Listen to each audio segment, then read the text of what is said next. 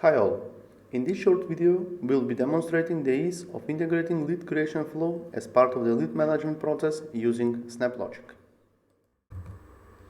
I'm Gotem Mirchevsky, SnapLogic integration consultant at Interworks. I have with me my colleague Jovan Jovanovski, who will be demonstrating and guiding through the implementation process. Interworks is a trustworthy integration consultancy that enables global growth-oriented companies to execute efficiently. We optimize the processes and human capital for our customers and empower them to consistently outsmart their competition. We are implementation and training partners of SnapLogic since 2015. Now let's start with the demonstration part. Jovan, the floor is yours. Thank you, Gautam. Hi all, as you can see in the diagram, the client owns a customer portal application that captures the user information once a customer signs up. The CRM segment is covered by Salesforce, and in between, of course, is the SnapLogic platform that will establish the bridge between these two systems in efficient and fastly manner. The lead creation pipeline that we will create today will validate some of the fields that come from the source system, will enrich and transform the customer portal message to a request which is expected by Salesforce. And once the lead is created in Salesforce, it will update back the user profile in customer portal. Now let's go to SnapLogic and start creating the pipeline. In SnapLogic, we will start by creating a pipeline and giving it a meaningful name. Once we define the pipeline, we will choose a project where the pipeline needs to be stored. If you recall from the diagram, the first step was to validate some of the data that will be received from the customer portal. That validation is made by a third-party system that has exposed a RESTful service. In order for us to invoke that service, we will be using the REST get snap. We drag the snap on the canvas, we open to configure it, we specify the label of the snap, we will now set an endpoint, and we will also provide the parameters that need to be sent to the RESTful service. Once we configure all the settings, we then save the snap. We will now add an error view to handle error response and fix invalid data in the later snaps without stopping the flow. Once we define the error view, we now need these two outputs to continue in one stream, so we drag the union snap. Let us continue with the next step by adding a mapper to transform the data. Jovan, so sorry to interrupt, one question. I saw that Yes. you clicked the mapper from that menu below, this adjusted snap. Can you please explain a little bit what is that used for? Yes, that's basically the iris scanner. So the iris is the SnapLogic's AI integration assistant that simplifies the pipeline building by making it faster and more efficient. Its main advantage is the snap pipeline and expression recommendation. So it is making predictions for the next snaps that could be used in the building of the pipeline.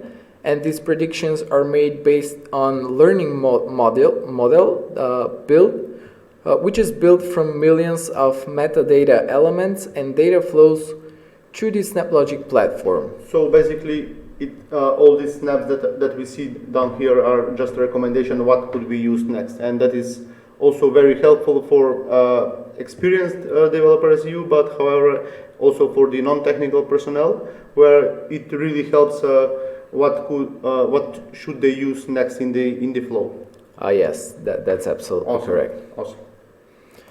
Yeah, so now going further on, the mapper basically represents one of the most powerful and most commonly used snaps in the platform, and its purpose is to modify and transform the data.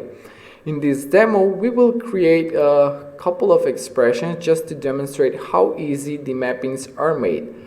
What you see in the screen is the expression builder, where on the right hand side we have loads of JavaScript functions that can be used to build logic, to transform data, and many other functionalities. In the expression builder, we take the email address, so using the length function, we will compare if the value is equal or higher than 80 characters. And then using the ternary operator, if we get a value that evaluates true, we will, from the original value, we will take only the first 80 characters, so from the email address. But if it's not larger than 80 characters, then we take the original email as it is. So this will basically how a simple logic is built in the mapper. So once we have prepared the request, the next step would be to invoke Salesforce, and that can be achieved using the Salesforce create snap. We drag the snap on the canvas and open to configure it. We are first going to define the output view to take the response from Salesforce, which will be the lead ID.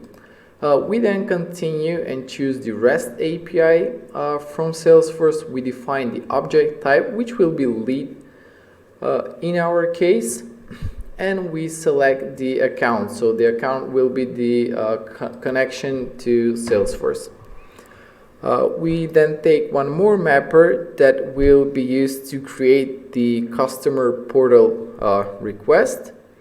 We define the label of the mapper, the target fields that we will be sending to the customer portal, and saving the snap.